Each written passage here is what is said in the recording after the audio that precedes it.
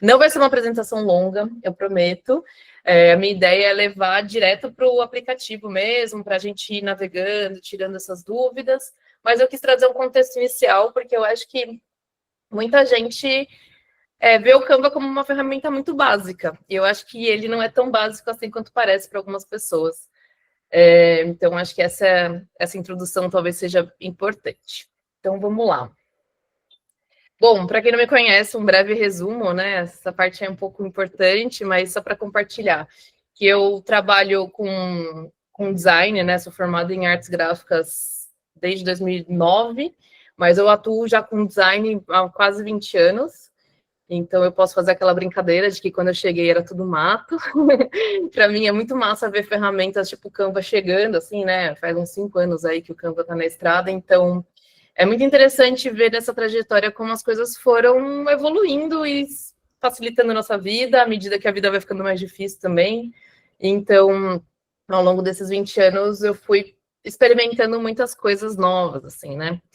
E aí, há uns 10 anos, posso dizer, eu tenho trabalhado majoritariamente com o terceiro setor, então já passei por algumas organizações, hoje em dia sou 100% autônoma, atendo algumas delas que estão aqui, não vou ler todas, mas é muito legal que eu fui vendo o Canva chegar em muitas delas, então isso também começou a me acender uma luz, assim, do tipo, putz, talvez o Canva seja uma ferramenta muito útil para ONGs, né, para organizações do terceiro setor, e aí foi aí puxou essa vontade de falar sobre.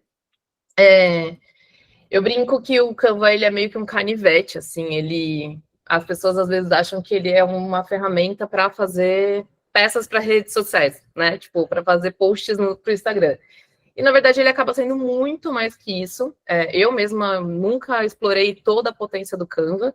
Acho que eu uso muitas coisas no meu dia a dia e quebra um galho imenso, mas acho que ainda tem até mais coisas a explorar que a gente pode talvez descobrir juntos nessa conversa.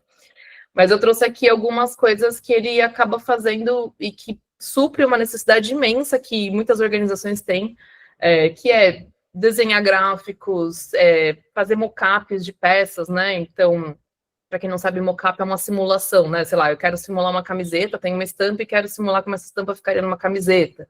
O Canva permite isso, ele permite que você configure seu kit de marca, o que traz uma unidade para as suas criações, enfim. Ele tem um banco de imagens também dentro dele mesmo, então, ao invés de eu contratar um banco de imagens por fora e tudo mais, eu posso usar o do próprio Canva. Então, eu brinco que ele é um canivete por isso, porque ele tem tudo na mesma interface, assim, no mesmo lugar. E eu acho que ele acaba sendo, de fato, uma solução, assim, né, para o dia a dia. Aqui eu trouxe uma grande frase de efeito, porque eu acho que o meu ponto de partida para essa conversa é justamente a gente não afirmar que só porque você tem Canva, você não precisa de um designer na equipe e que o contrário não acontece, né? Eu, como designer, não vou usar Canva, vou usar Photoshop, vou usar Figma, vou usar outras ferramentas. Eu também uso elas, mas eu não posso negar que o Canva tem sido incrível para o meu dia a dia como designer. Então, acho que essa rixazinha, né, de designer odeio Canva, para mim, ela é furada. Eu acho que isso, né, não se aplica. Mas é isso, eu acho que as coisas se complementam e caminham juntas. Pelo que eu vi, né, da galera que se inscreveu, acho que 60% das pessoas têm designers, seja na equipe ou terceirizado de alguma forma. E mesmo que essa pessoa não esteja no dia a dia, ela está de alguma forma conectada com a marca, enfim. Então, acho que isso é uma coisa para a gente seguir olhando, assim, né? O Canva acaba sendo uma ferramenta, mas a gente não pode ignorar que existem pessoas técnicas, enfim, que vão poder contribuir muito para essa frente. Aqui eu trouxe alguns argumentos do porquê que o Canva é uma boa ideia. Vou tentar resumir para não ficar muito longo, mas assim, a gente já falou aqui, né, que ele é online e acessível. Então, não precisa instalar nada. Eu uso o Canva, né, o aplicativo dele no computador, mas assim, se você quiser usar no seu navegador, você pode. Se você quiser usar no seu celular, você consegue. Ele é compartilhado e colaborativo, então, assim como a gente migrou do Word para o Google Docs, por exemplo, e hoje em dia a gente edita documentos de texto, né, meio que em tempo real, o Canva também permite isso nas peças. Seja o que for, né? Pode ser uma apresentação como essa que eu estou mostrando, pode ser um post, enfim, ele tem diversas produtos que a gente pode fazer a partir dele também, e ele é muito massa por você ter tudo isso online, né? Então, ao invés de eu mandar V1, V2, V3, vale essa, sabe? Eu compartilho um link no Canva e a gente vai trabalhando junto no mesmo link em tempo real. A interface é super intuitiva, então, justamente por ele ter sido pensado para pessoas que não são necessariamente designers, é uma interface bem intuitiva.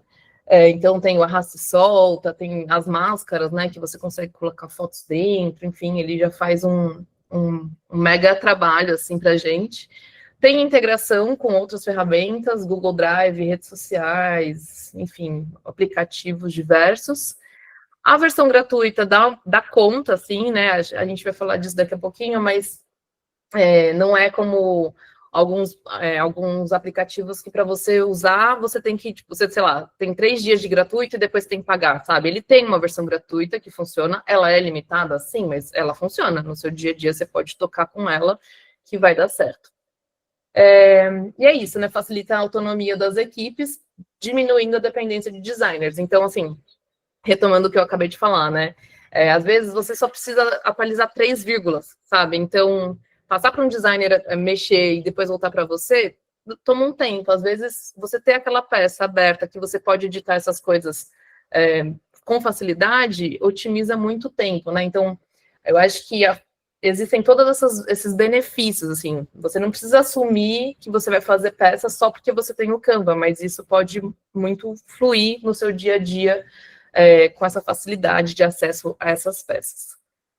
Aqui eu trouxe um comparativo, né, sobre o Canva Free e o Pro. Eu vou puxar uma sardinha para o Pro e vocês vão entender por quê. Mas eu queria dizer que o Canva Free ele é muito legal, realmente. Como eu falei, ele permite que você siga usando ele por tempo indeterminado, com alguns recursos limitados, de fato, mas você pode usar. Talvez você não tenha as mesmas qualidades. Então, por exemplo, você vai exportar uma imagem, ele tem limite de tamanho, sabe? Ele não te deixa exportar uma coisa num tamanho muito grande, ou então com fundo transparente, mas ele te permite exportar, sabe? Então, a versão free, ela funciona muito bem. Mas eu vou puxar a sardinha para a versão Pro, porque algumas das funções que eu vou trazer aqui são muito importantes, são muito legais, como o kit de marca, por exemplo, que só funciona na versão Pro. Algumas coisas como exportar fundo transparente, né? Então, você quer exportar uma imagenzinha para subir num site. Na versão free, ela vai vir com fundo branco. Na versão Pro, você consegue baixar ela transparente. Então, assim, o Pro, ele acaba ganhando em alguns detalhes dependendo do seu uso. E aí, aqui, só para a gente ter uma noção do que eu estou falando, do que esse Pro trouxe o valor que custa, né? O Free é R$0 para sempre, se você não quiser pagar. Mas o Canva, para uma pessoa só, ele é R$35 por mês, ou no anual, R$290 o ano, né? Então, diluindo aí em 12 meses, fica um pouquinho menos de R$30. E aí, por que eu tô falando dessa versão, né? Não vou falar das outras colunas. Porque eu acho que se você é uma pessoa autônoma, enfim, que não está em nenhuma organização, que você que é o tomador de decisão dessa ferramenta, vale pensar se não vale esse investimento, sabe? Porque, sei lá, um Canva anual são 2 mensalidades do pacote Adobe, por exemplo. O pacote Adobe hoje em dia deve estar 160, mais ou menos, um mês, né? Então, o ano do Canva são duas mensalidades do pacote Adobe. E uma assinatura mensal, se você não quiser se comprometer por um ano, é mais barato que uma Netflix, sabe? Então, eu sei que, óbvio, né, R$35 por mês às vezes pesa, mas pensando que isso vai facilitar muito o seu trabalho, às vezes vale a pena você considerar assinar e diluir isso no seu preço, sabe? Enfim, até porque ele vai facilitar em outras coisas, né? Então, às vezes você está gastando um tempão para fazer uma coisa, você vai começar a fazer menos tempo, querendo ou não. É uma forma de equilibrar custos, assim.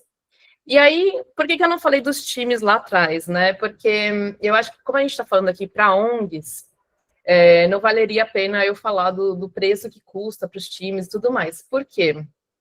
O Canva ele tem uma possibilidade de você pedir uma conta gratuita, se você é uma ONG. Então, você vai lá, manda a sua documentação.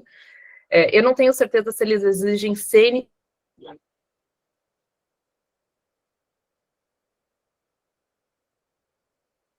uma conta gratuita com 50 usuários na equipe, né? Então, acho que é um mega pontapé, assim, para você começar. Ele também tem preços mais baratos para professores, estudantes, caso vocês se apliquem, né, nesse perfil. Mas eu queria trazer muito essa coisa do Canva gratuito para ONGs, porque tem gente que acha que é muito difícil, que é uma burocracia, e é muito mais simples do que parece. Então, se a sua ONG ainda não tem, porque não tem orçamento e tudo mais, a minha dica é, tenta ver se você não consegue assinar, né, pedir o Canva para ONGs e pegar ele para abono. E aí, claro, se você tem uma equipe com mais de 50 usuários, também acho que você já é uma ONG um pouco maior, que daria para você pensar em colocar isso no orçamento e tudo mais.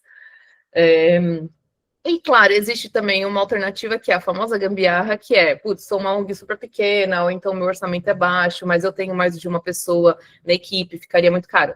Cria um Gmail único lá e assina o Canva nesse Gmail e todo mundo vai ter acesso a ele, sabe? Então você paga uma assinatura única e que mais pessoas vão ter acesso. Então, assim, estou falando tudo isso para defender o Canva Pro, porque acho que ele tem realmente umas funcionalidades que podem ajudar muito nesses desafios que vocês trouxeram lá naquele formulário que eu compartilhei.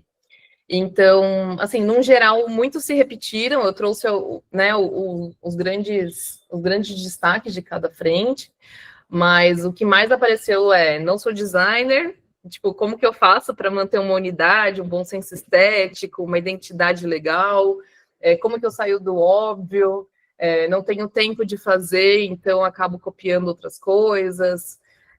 Então, assim, acho que tudo que a gente vai percorrer por aqui vai respondendo um pouco desses desafios. Espero que responda, que atenda as expectativas de vocês sobre isso.